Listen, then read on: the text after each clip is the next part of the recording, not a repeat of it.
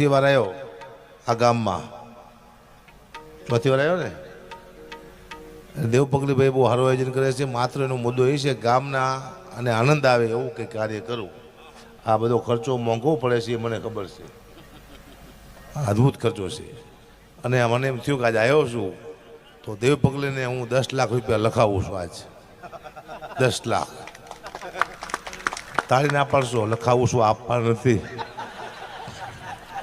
કારણ કે આને હું હમણાં પ્રોગ્રામમાં લઈ ગયો તો અમારા ગામ બાજુ ઘનશ્યામપુરમાં રામાપીરના મંદિરે. તો દેવપગલી ઊભો થઈને બોલ્યો કે ભાઈ રામાપીરનું સાનિધ્ય છે તો મને એવી ઈચ્છા છે કે નાની એવી રકમ હું આપું 5 લાખ.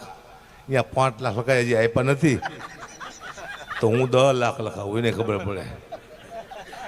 જો અને બીજી વાત કે અહીંયા જે 5 રૂપિયા આવશે કોઈ કલાકાર લઈને જવાનું નથી, કારણ કે આ લોકો આપતા જ નથી કોઈને કંઈ. ચિંતા ના કરતા. દેવપગલી આજ ચોથી વાર આવ્યો. રોજ એમ કે છે આ વખતે મોટો કવર બનાવીશ. કોઈ દી કવર બનાવ્યું જ નહીં, અમે ખાલી કવરે વ્યાજે થાય. જાઓ મારો વિષય